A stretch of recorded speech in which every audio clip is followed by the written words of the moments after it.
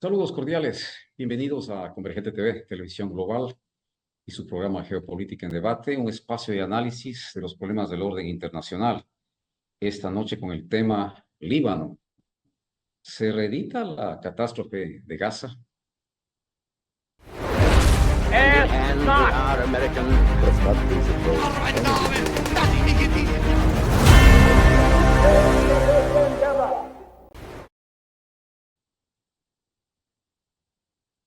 Los ataques de Israel contra Líbano en respuesta a las acciones del grupo terrorista Hezbollah, en el marco de lo que las fuerzas de defensa de Israel definen como redadas terrestres limitadas, localizadas y selectivas, basadas en datos de inteligencia precisa, suponen extender el conflicto y complican las negociaciones de paz. El éxodo de personas desde el sur del Líbano hacia el norte es un nuevo agravante de la guerra en Oriente Próximo.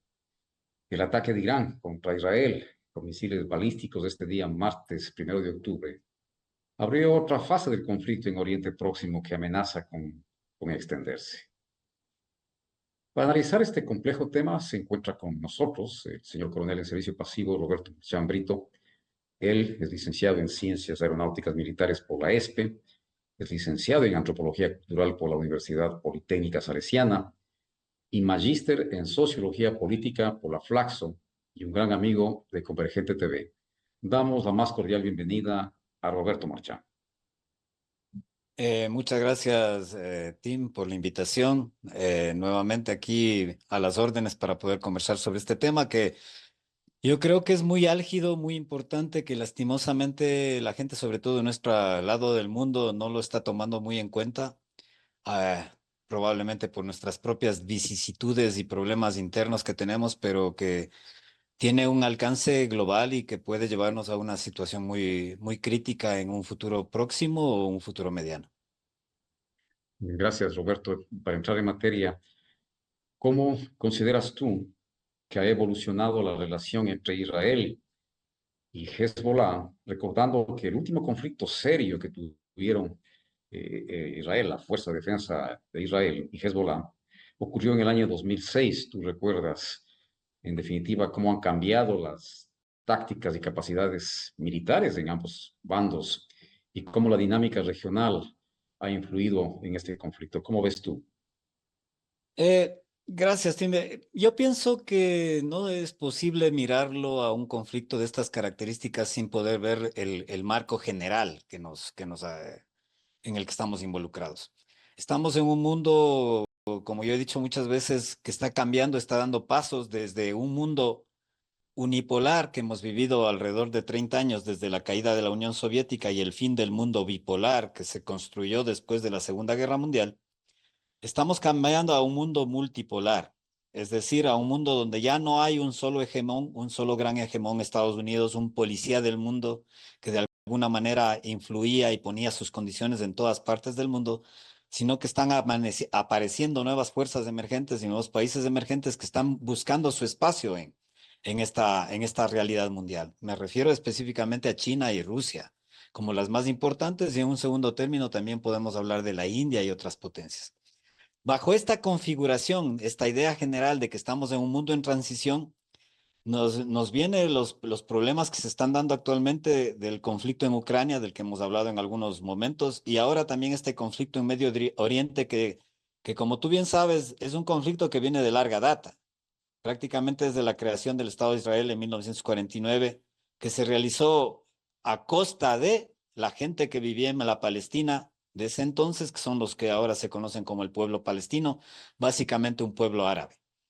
Entonces, estas circunstancias han dado que a través del tiempo las situaciones entre Israel y los países que le rodean, especialmente aquellos países que se han opuesto en un momento a su existencia o en un momento determinado también a la existencia misma del Estado de Israel, se ha ido configurando de diversas formas. Y en la actualidad vemos que existe una reconfiguración mundial donde por un lado está Israel, con su gran hegemón y protector, que es Occidente, sobre todo Estados Unidos, pero también Europa, o lo que se conoce como el Occidente.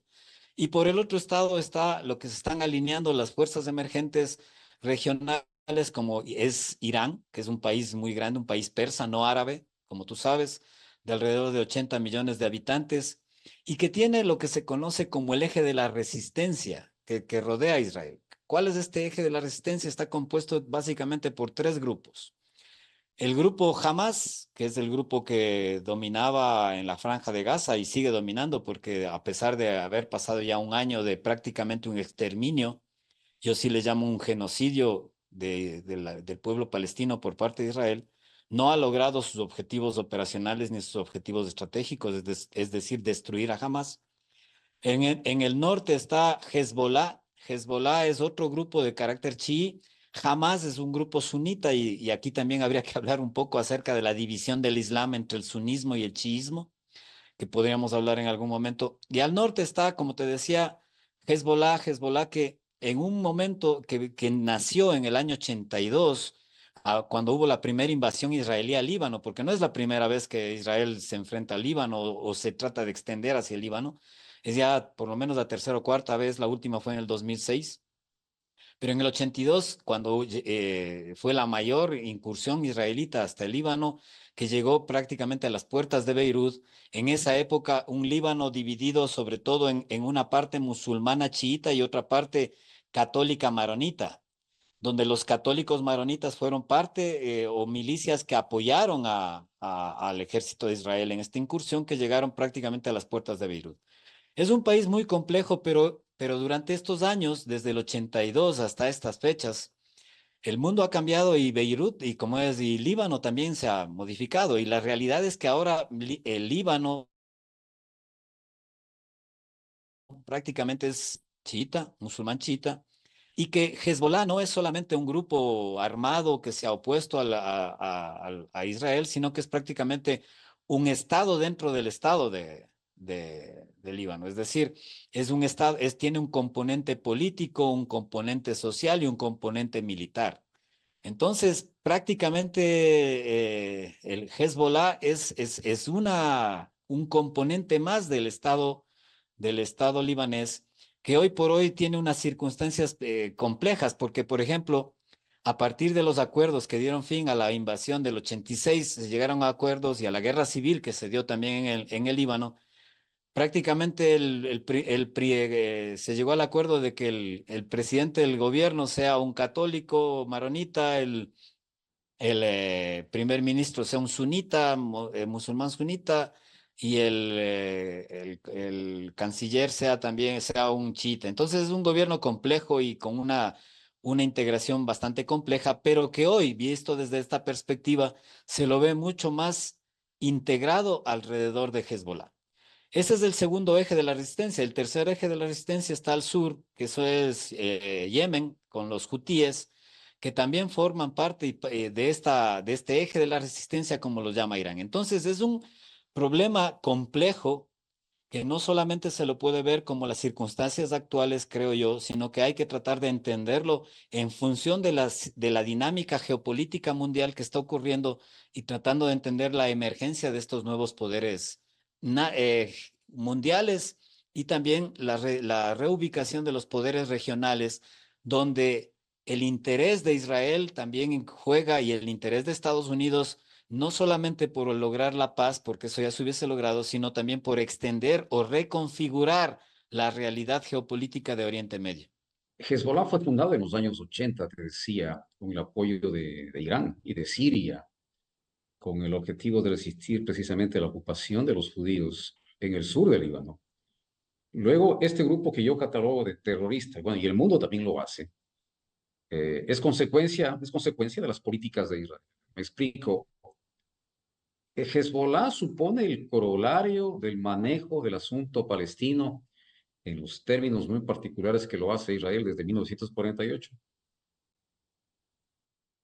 Sí, Tim, yo en principio te indicaba que yo no estoy muy de acuerdo con el uso que se da, a mi modo de ver, bastante arbitrario del término terrorismo, porque el terrorismo, como te decía, es una acción que no, que busca utilizar el miedo para fines políticos, y el terrorismo puede ser de diversos lados y puede ser ocupado por diversos grupos o diversas personas en determinados momentos. Por ejemplo, lo que pasó hace pocas semanas con el estallido de los buscapersonas en el Líbano por parte de Israel, que fue una agresión a mansalva, con cuyo objetivo era precisamente generar miedo. Desde esta perspectiva también puede ser calificado de terrorismo. Entonces, más allá de eso, yéndonos a la pregunta que tú me decías, yo creo que sí, hay que ver con claridad de que toda la emergencia de los grupos que están en disputa obedecen a las dinámicas geopolíticas y entre esas a la dinámica geopolítica y de los intereses de la política de Israel. Recordemos que la geopolítica es la dinámica del poder. Y el poder en términos generales es la capacidad que tengo yo de influir en la toma de decisiones del otro. Y cada uno de los estados quiere tener poder y quiere influir en la toma de decisiones de los otros estados en función de sus intereses propios. Esa es la dinámica de la geopolítica.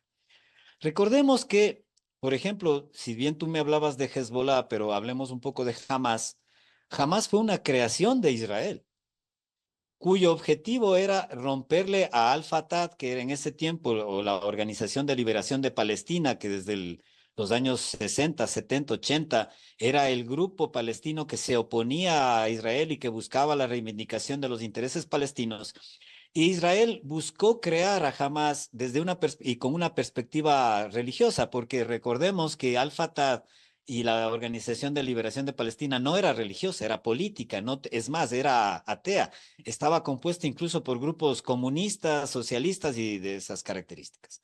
E Israel quiso y creó y financió con algunos otros países del Golfo, como Qatar, la creación de un nuevo grupo, este sí, religioso, sunita, de carácter religioso, de carácter clerigal, para oponerse al Fatah y dividirle al Fatah y dividir la fuerza que tenía en ese tiempo la OLP o la Organización de Liberación Palestina.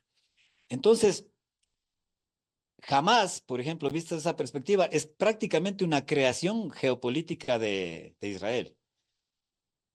Hezbollah en el norte no se puede decir que sea necesariamente una creación de Israel porque no actuó en esas mismas dinámicas, pero sí fue producto de la incursión de Consecuencia, Israel, consecuencia. una consecuencia de la incursión de Israel y la invasión que hizo al Líbano en los años 80.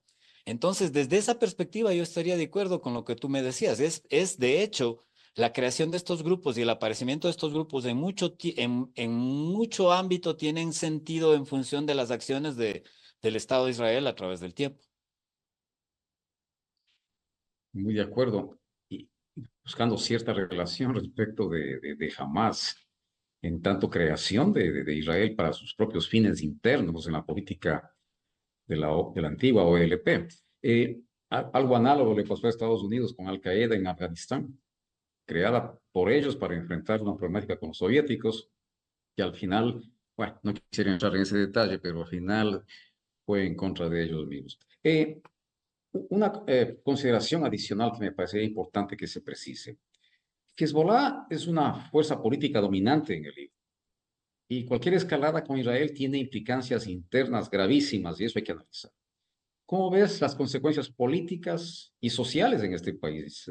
Esta semana que se inició la entrada de Israel, de las fuerzas de defensa de Israel, al Líbano, la parte sur del Líbano, los medios de prensa mundiales registran más de 1 millón de desplazados o de un éxodo interno que se ha producido.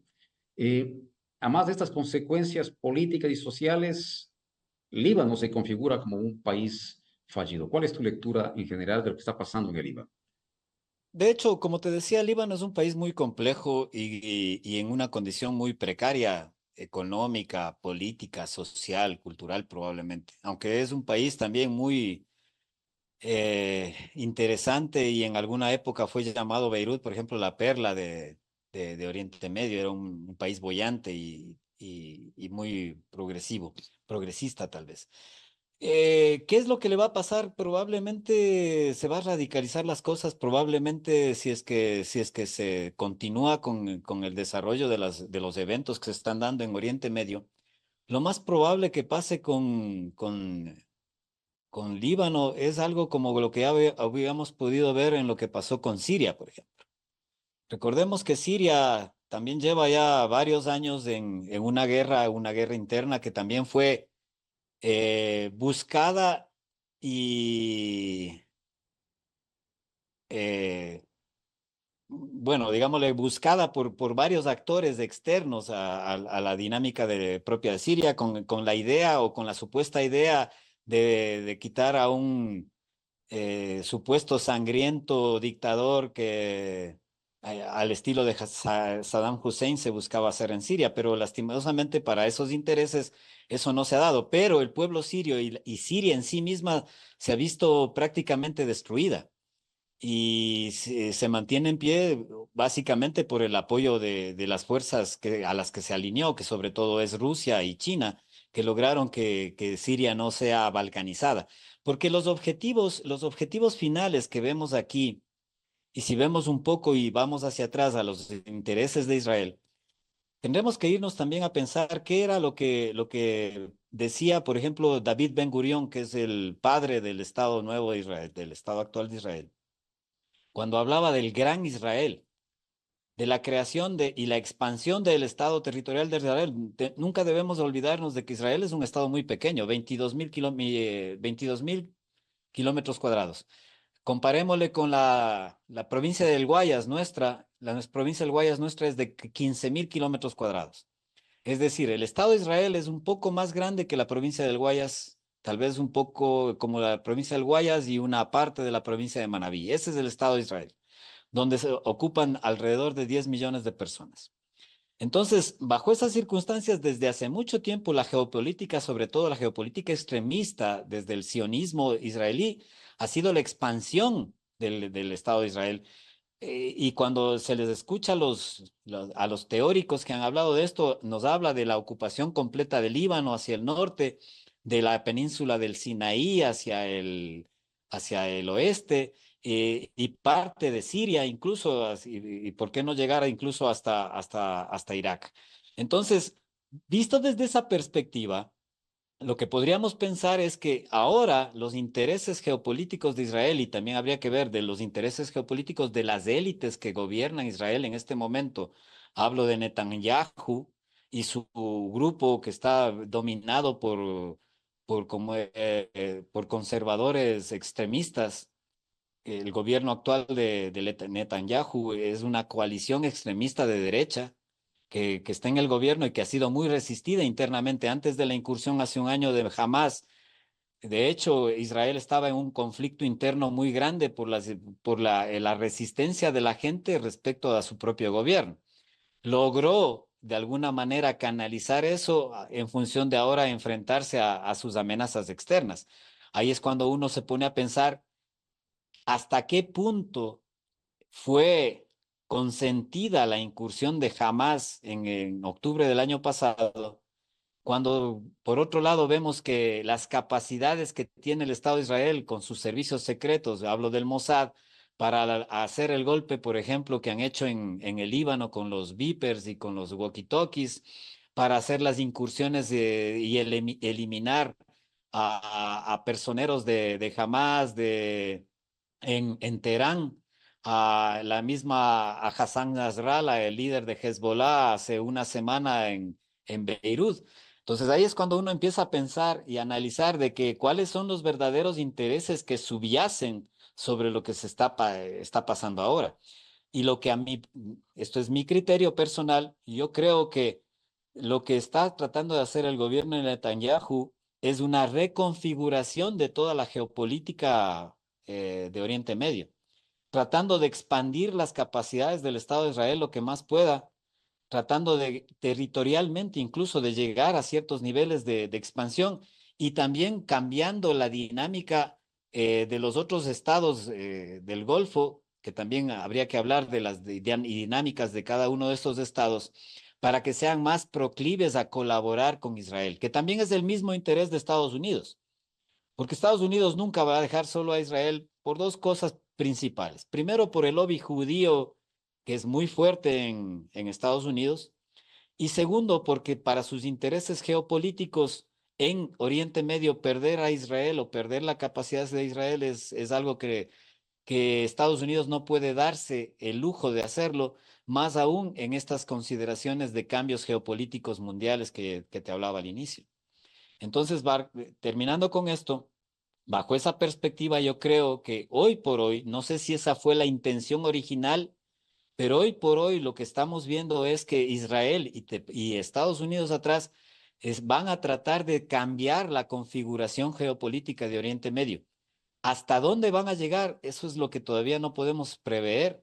Y si es que los que se van a oponer muy previsiblemente, el mismo Irán, Rusia y China. Recordemos que Rusia y Irán firmaron hace pocas semanas un acuerdo que no ha sido público, pero que se conoce que es un acuerdo secreto de complementariedad militar y de apoyo mutuo entre los dos estados. Es decir, estamos caminando en este sentido en un calentamiento dentro de esta idea geopolítica de cambio que se está dando en el mundo. ¿A dónde nos va a llevar? No lo sabemos, no lo sabemos y lo que nos toca es mirar lo que va a pasar en las siguientes semanas. Recordemos que ayer o anteayer fue el ataque de Irán en respuesta a las agresiones de Israel en las últimas semanas y que Israel tiene prometido que va a hacer un ataque de represalia y estamos ahorita en este momento en un mundo en el que se debate en que cuál va a ser ese ataque de represalia de parte de Israel y hacia dónde vamos a caminar después. Muy interesante tu precisión, Roberto. Quiero circunscribirme estrictamente a la problemática en la frontera entre Israel y Líbano. En estas circunstancias, meses anteriores y desde que empezó la problemática con Hamas, se produjeron ataques por parte de Hezbollah, por supuestamente solidarios con Hamas en su lucha, ciertamente por una causa que es lógica, la causa palestina. Pero te consulto, en la frontera entre Israel y Líbano, exclusivamente, las acciones de Israel no se sujetan más bien a lo que define la Carta de las Naciones Unidas respecto del artículo 51, es decir, el derecho inmanente de los estados a su defensa. Lo que está haciendo Israel en este momento, yo lo veo, es una respuesta frente a la agresión de un estado, en este caso Líbano. Es verdad que Hezbollah supone un estado dentro de otro estado, pero es una problemática interna del Líbano, que como tú bien referiste en forma inicial es una cuestión que tiene que ver con su problemática étnica, religiosa, si cabe. Pero Israel no está defendiéndose de una agresión por parte de Hezbollah, que está en el Líbano, que son libaneses, y sumado al apoyo por parte de los sirios, por parte de Irán. No se está sujetando al artículo 51. Hay varias formas de ver esta situación, como te decía. Podríamos decir que quién fue el que primero que agredió a quién y en qué circunstancias, más o menos como si nos vamos al inicio de la ocupación israelí, de quién tiene el derecho para el uso de la tierra prometida, entre comillas, como lo sostienen los judíos. Y yo pienso que siempre ha sido una dinámica compleja entre lo que es la frontera libanesa, pero recordemos que a partir del 86, donde ya hubo la última incursión de Israel hacia la zona, hacia la parte sur del Líbano, y que fueron prácticamente derrotados por Hezbollah, porque eso es algo que no se habla, porque a veces al ejército israelí se le ha dado un halo de invencibilidad que no puede ser vencido en ninguna circunstancia, cuando en el 86 fue prácticamente vencido. ¿Por qué? Porque no pudo alcanzar ninguno de sus objetivos estratégicos. En esa época ya Israel, haciendo uso precisamente del derecho a la defensa, incursionó en el Líbano en el 86, pretendiendo despojar a esa franja de las capacidades de Hezbollah y pretendiendo que Hezbollah no le siga atacando. Hasta el último día antes de llegar a acuerdos de paz, Hezbollah le seguía atacando, es decir, nunca alcanzó sus objetivos. Y por otra parte, a partir de esa fecha, cuando se llegaron a los acuerdos de paz, hay también se creó una fuerza de intervención de Naciones Unidas que recuerda que está en esa zona, supuestamente, para poder separar a los dos ejércitos. Eso se mantuvo estable, prácticamente se mantuvo estable sin mayores cambios desde el 86 hasta hace poco, cuando hubo la incursión de Hamas, obviamente, y después de la reacción totalmente desproporcionada y desde mi perspectiva genocida del Estado de Israel que ha sacrificado ya, dicen las cifras oficiales, a 42.000 palestinos, otras cifras hablan más de 100.000 palestinos.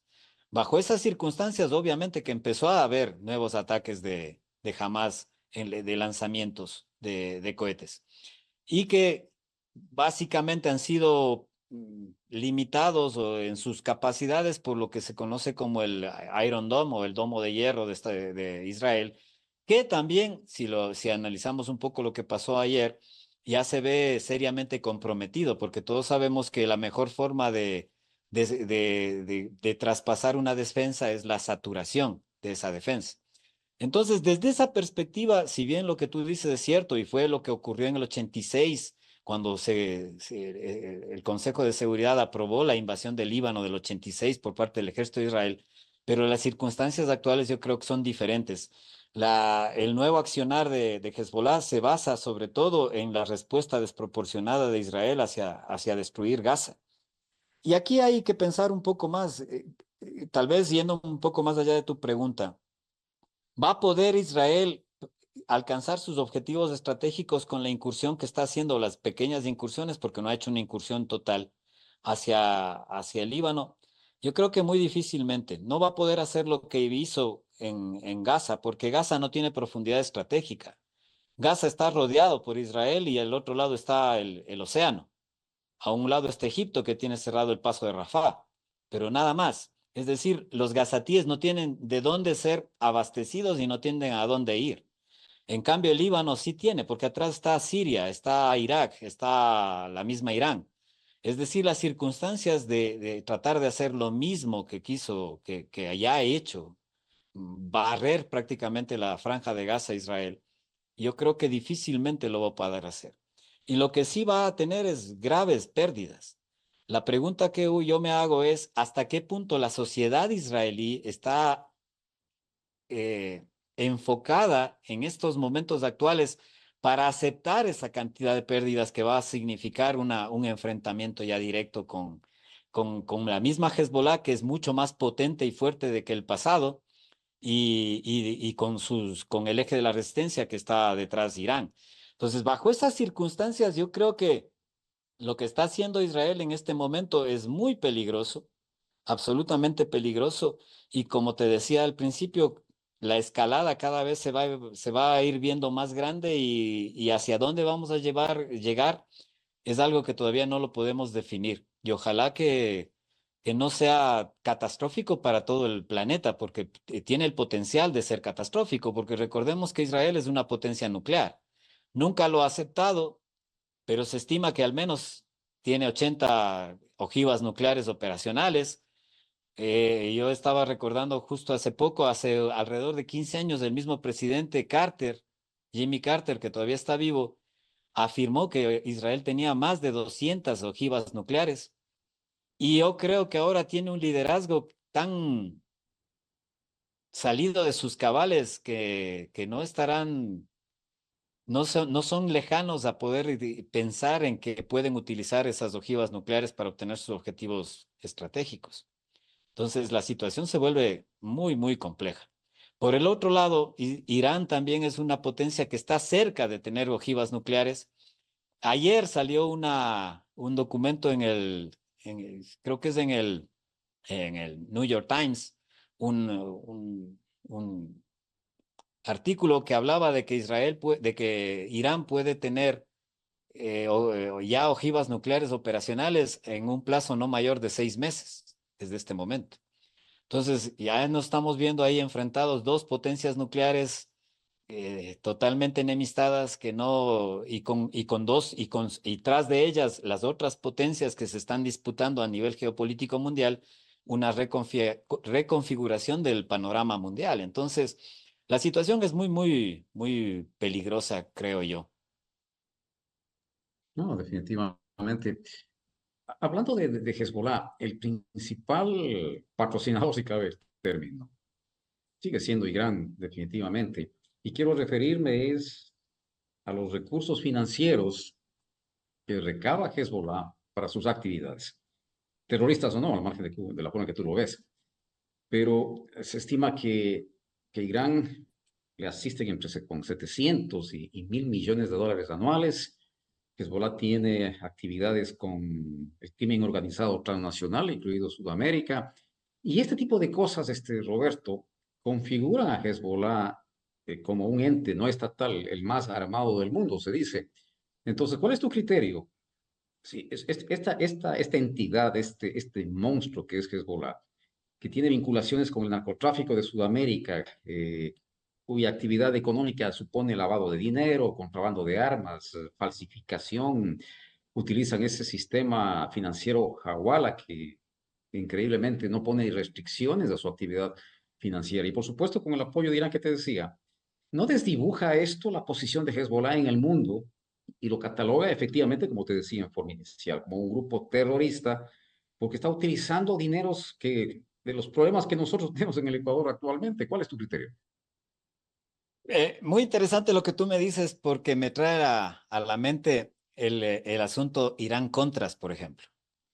Y para la gente que no recuerda, el asunto Irán-Contras era una triangulación que hizo la CIA de Estados Unidos para obtener dinero y armas a través del narcotráfico con Irán, que era el enemigo número uno en esa época de Estados Unidos, para Presidente obtener armas, Reagan.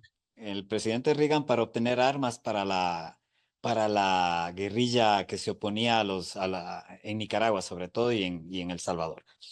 Entonces, desde esa perspectiva, si nos tomamos la misma perspectiva que tú dices, que estoy yo de acuerdo, debería ser así, la CIA y Estados Unidos también es un país terrorista porque ha hecho eso y hace eso. Pero si nos vamos ya al ámbito realista, ya un análisis más realista, lastimosamente esa es la realidad de nuestro planeta. Las potencias y los países tratan de hacer las cosas que puedan hacer a fin de obtener sus objetivos.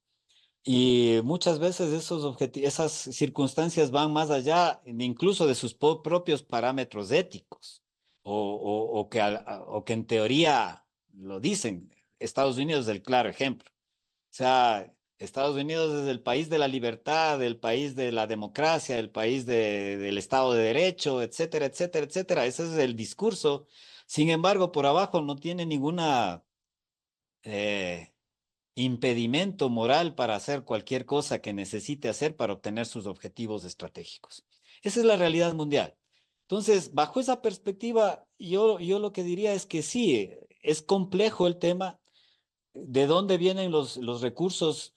Probablemente vienen de actividades ilícitas, no solo del un lado, sino del otro lado. También de los países utilizan muchas veces actividades ilícitas para este tipo de cosas. La CIA es la campeona para las actividades ilícitas y triangular este tipo de recursos. Entonces, bajo esas circunstancias, yo diría que lastimosamente el mundo es así. La realidad geopolítica nos mueve en esas circunstancias. En el mundo hay poca moralidad. Hay la escuela del realismo que trata las relaciones internacionales nos dice que el mundo es caótico, que el mundo tiende a ser caótico porque no existe ningún poder supremo o superior que pueda poner orden en un mundo caótico.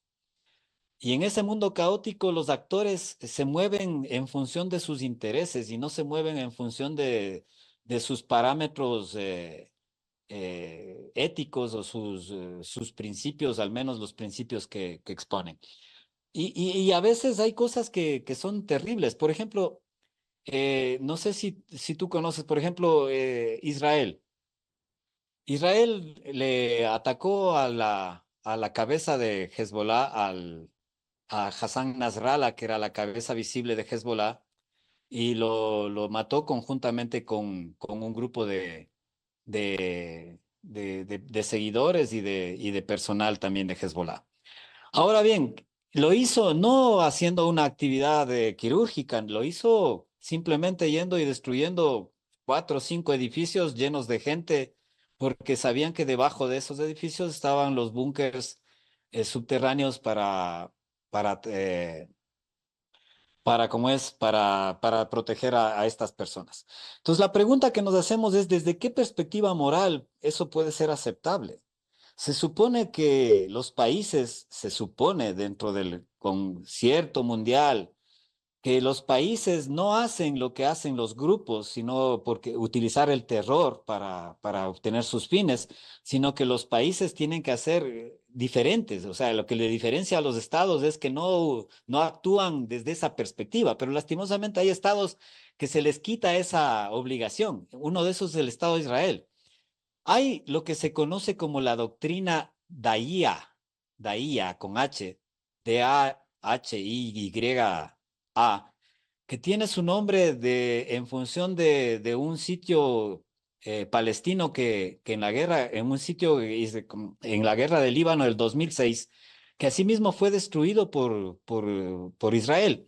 Y cuando se le preguntó al general, que era el que formuló esta doctrina, el general Gadi Eiskov, un general israelí, él lo que dijo, y voy a leer las palabras exactas que él dijo.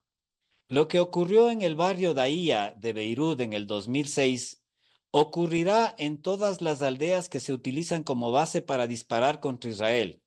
Usaremos una fuerza desproporcionada en estos sitios y causaremos grandes daños y destrucción. Desde nuestro punto de vista, no son pueblos civiles, sino bases militares. Esto es una recomendación, no es una recomendación, sino un plan, y ha sido aprobado. Es decir, el Estado de Israel es el único Estado en este mundo al cual no se le obliga a tener proporcionalidad. Ok. ¿Tiene el derecho a defenderse? Sí, estamos de acuerdo. Todo está escrito en las cartas de las Naciones Unidas, en los acuerdos internacionales. Pero tiene el derecho también y la obligación de ser proporcional esa respuesta. Israel jamás ha sido proporcional y tiene dentro de ellos una doctrina incluso que ha sido aplaudida por todos. Entonces, esto nos habla de que en el mundo también existe una gran hipocresía. Porque por un lado decimos, por ejemplo, que Rusia le atacó a Ucrania y que Ucrania tiene el derecho a defenderse y todo lo demás que se ha dicho. Pero por otro lado, por ejemplo, ante la invasión ahora de Israel hacia el Líbano, el mundo calla y simplemente cree que Israel tiene el derecho a actuar como sigue actuando, demoliendo ciudades, demoliendo pueblos, demoliendo todo lo que se le ocurre sin que se le pueda decir y sin que se le pueda parar, porque una vez que uno habla en contra del Estado de Israel, simplemente es catalogado de antisemita. La muerte del líder de Hezbollah, Hassan Nasrallah, en una operación militar que no fue quirúrgica, como tú bien lo referiste, quizás es el resultado de la forma en que Hezbollah viene actuando. Y lo propio lo hace de Hamas. Es decir, sus operaciones militares suponen la utilización de escudos humanos. Esa es la problemática que debe enfrentar Israel. Entonces, las fuerzas de defensa de Israel, me pregunto yo, y el mundo se pregunta, ¿cómo puede lidiar buscando su seguridad? Ojo, yo sí he relevado la importancia de la causa palestina, pero yo sí creo, Roberto, que este modus operandi de Hezbollah, de Hamas, de lo que han hecho, desdibuja la causa palestina. Entonces, es como un paréntesis, pero para decirte cómo, Roberto, consultaste cómo puede las fuerzas de defensa de Israel, habida cuenta que este no es un conflicto regular en que se enfrentan dos ejércitos regulares, en donde es un concepto previsible posiblemente los que se puedan dar en términos de resultados. Y más bien aquí tiene que enfrentarse a un grupo que está soterrado, que está utilizando a la población civil como escudos. Y las consecuencias son obvias. En la franja de Gaza, los muertos ya van en el orden de los 40.000. La pregunta inicial, ¿qué va a pasar en Líbano? Se está reeditando lo que sucede en la franja de Gaza en los mismos términos, pero realmente el mundo lo ve de esta manera, desde Occidente lo vemos, que Hezbollah está utilizando a su propio pueblo, si cabe, para ser utilizado como escudos humanos. La muerte de Hassan Nasrallah, como tú bien lo definiste, es el resultado de que el hombre estaba en un área urbana, rodeado de edificios, utilizando la infraestructura precisamente donde se encontraba para protegerse. Y por supuesto los judíos harán lo suyo en aras de defender posiblemente el bien mayor para ellos que supone su seguridad. Yo quisiera hacer simplemente una comparación. Eh, Israel acabó con la vida de Hassan Nasrallah y el grupo que lo acompañaba, construyendo un complejo de edificios donde habían una gran cantidad de personas. Se habla en general más de 1.000 muertos ya en los ataques israelíes en el Líbano. destruyendo a todas estas personas.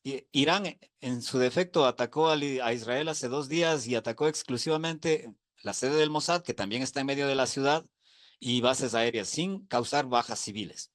Entonces, desde esta perspectiva, lo único que yo quiero tratar de llevar es que a veces hay bastante hipocresía en la forma en cómo Occidente en general mira las cosas y defiende y justifica las cosas que hace un actor y condena las cosas, las que hace el otro actor cuando son totalmente parecidas o similares. Ahora, ¿por qué hemos llegado a estas circunstancias? Es por la radicalización.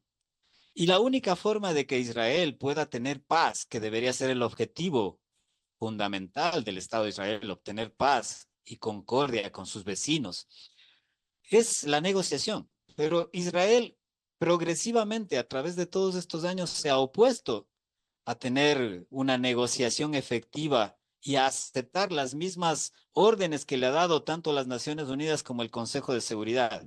Y más bien ha actuado en función de sus propios intereses. Entonces, lo que estamos viendo es un proceso continuo de radicalización de los dos lados. Obviamente se ve más radicalización en el lado palestino y en el lado libanés ahora con Hezbollah, porque son los que más han sufrido. Si es que yo me trato de poner en el lugar de un niño en la franja de Gaza, un niño de 7, 8 años que tuvo la mala suerte de nacer en Gaza y que ha sufrido un año de ataques indiscriminados donde probablemente toda su familia ha muerto y donde no tiene a dónde correr y su día a día es subsistencia haciendo quién sabe qué cosas para subsistir. Yo no puedo creer que ese niño no guarde odio hacia aquellos que le están atacando y no se radicalice. Es decir, las acciones que hace el Estado de Israel, lo único que logran es una radicalización de las personas para que cada vez sea el asunto más radical. Y lo mismo sucede en Israel, por supuesto. Vemos las acciones y las palabras, lo que dicen la extrema derecha de Israel y lo que dicen las palabras, las acciones, los colonos que ahora están ocupando Cisjordania.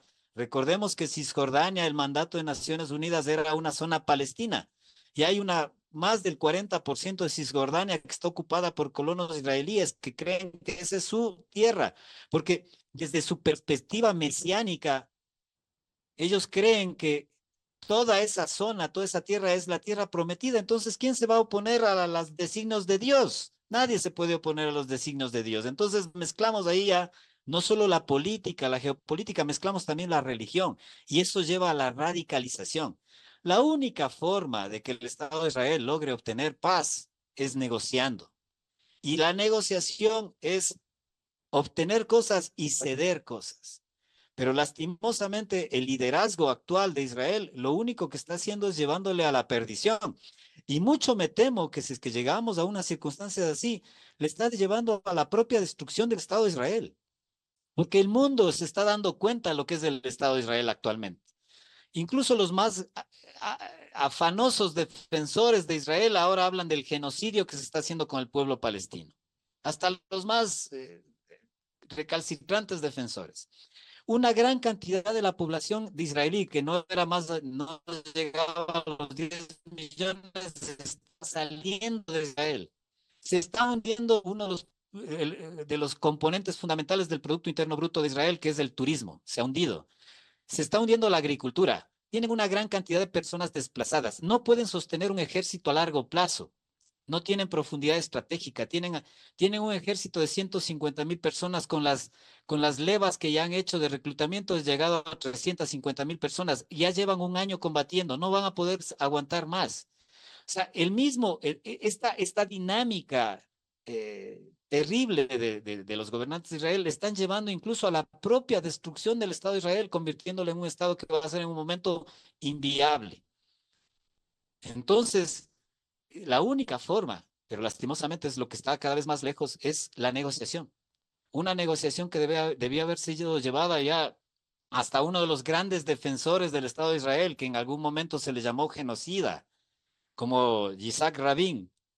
Hasta él llegó a un proceso de negociación. Lastimosamente la radicalización fue tal que logró acuerdos con la OLP, acuerdos con la Autoridad Palestina y caminar en el sentido de la decisión de las Naciones Unidas de los dos estados y fue asesinado por su propia gente en un mitin político. Entonces, lo que estamos viendo es una radicalización terrible de todas las personas en todos los bandos que lastimosamente nos van a llevar probablemente a una situación cada vez más compleja y en esta dinámica geopolítica, como te digo, donde se involucran también armas nucleares, a unas circunstancias que pueden ser terribles, no solo para ellos, porque una guerra nuclear va a ser terrible para todos. Y eso deberíamos darnos cuenta acá, incluso los que estamos un poco alejados de esa realidad.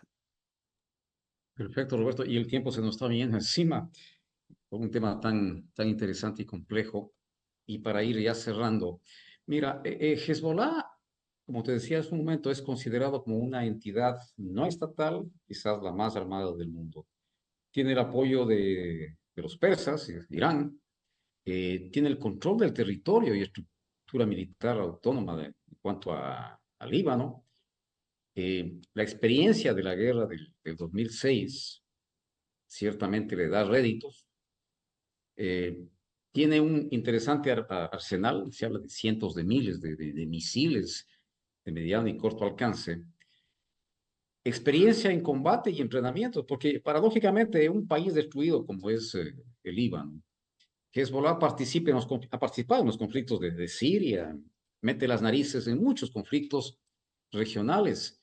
Eh, y te decía el entrenamiento militar que le da la Guardia Revolucionaria iraní. En este escenario, Hezbollah versus el ejército de Israel, ¿qué opciones tiene Hezbollah de que el ingreso del ejército israelí a tierra libanesa no sea un simple paseo? Yo creo que no tiene opciones. No va a ser un simple paseo. De hecho, ya el primer día de las incursiones y que han hecho pequeñas incursiones de comandos de fuerzas especiales para destruir ciertos puntos específicos, ya tuvieron como 10 muertos con enfrentamientos con Hezbollah los israelíes. Como te digo, yo no le veo opciones a Israel ya en un enfrentamiento militar propiamente dicho, salvo la utilización de armas nucleares o un enfrentamiento militar convencional.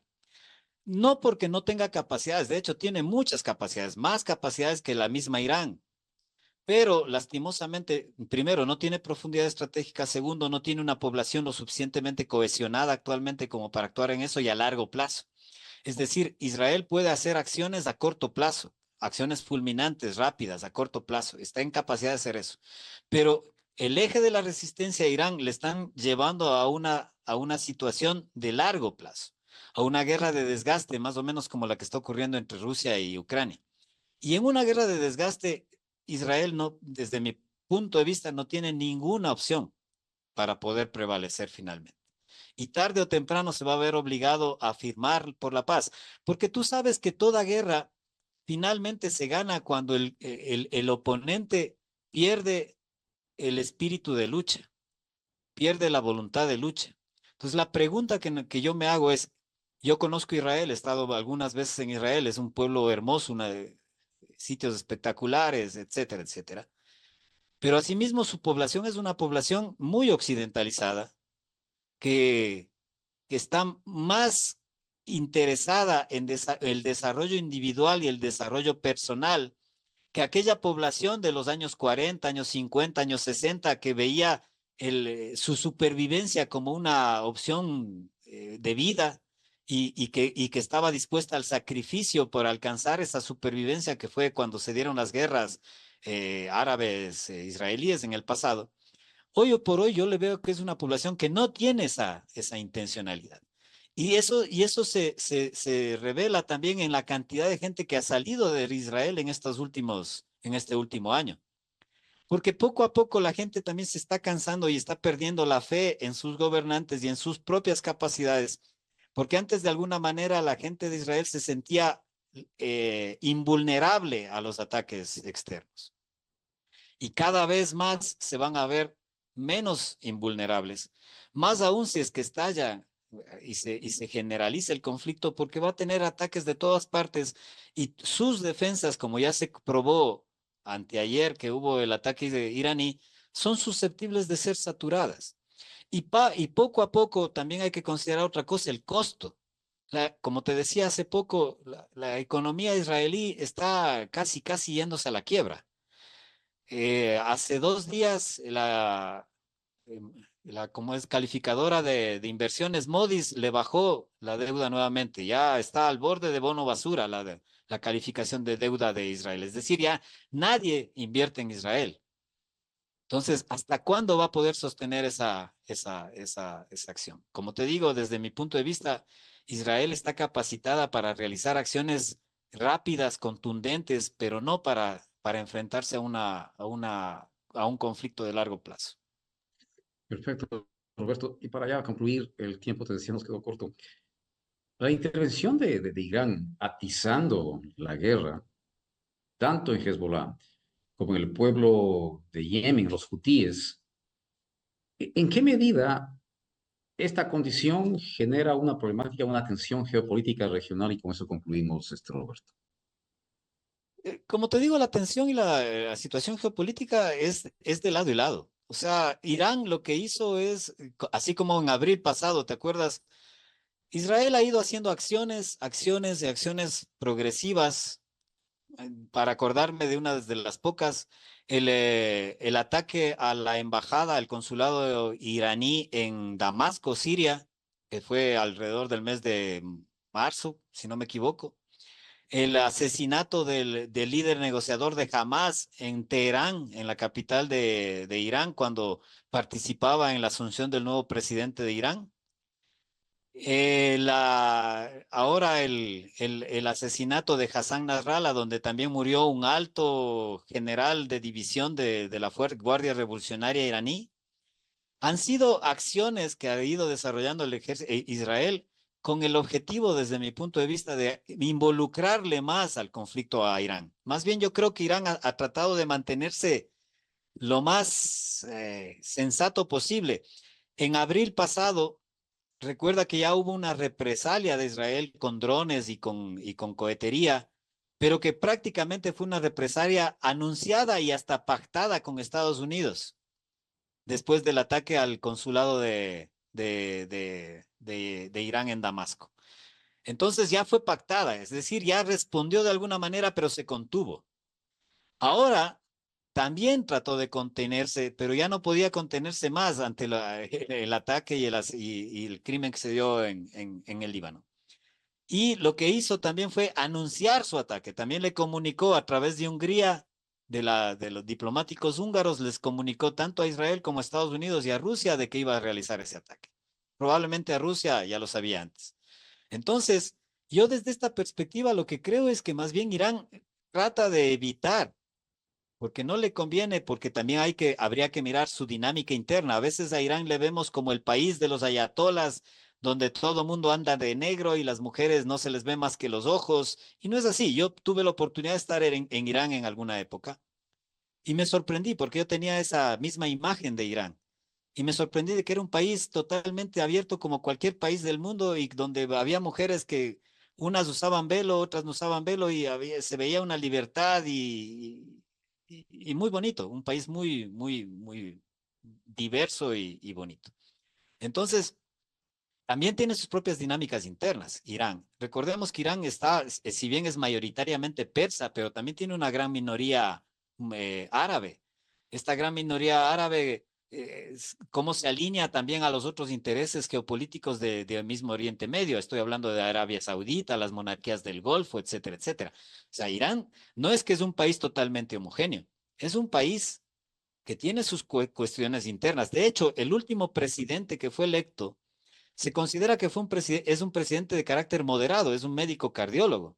No tengo ahorita el nombre, no me lo recuerdo, además de que es un poco difícil de pronunciar, pero es un médico cardiólogo que más bien se considera como un moderado, a diferencia de otras vertientes que hay dentro de la misma dinámica de Irán.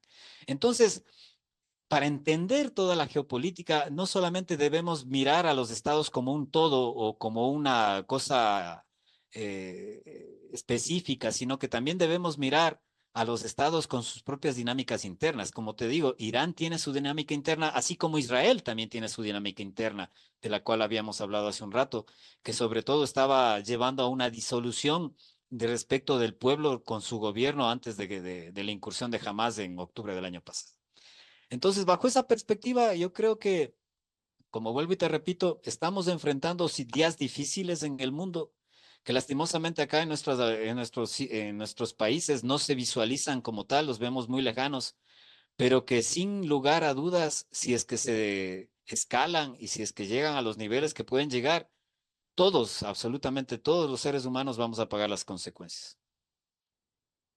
Muchas gracias, Roberto, por tus reflexiones. Bien, para concluir, deseo agradecer a nuestros auspiciantes, como siempre, y a los grupos que nos han permitido replicar este programa.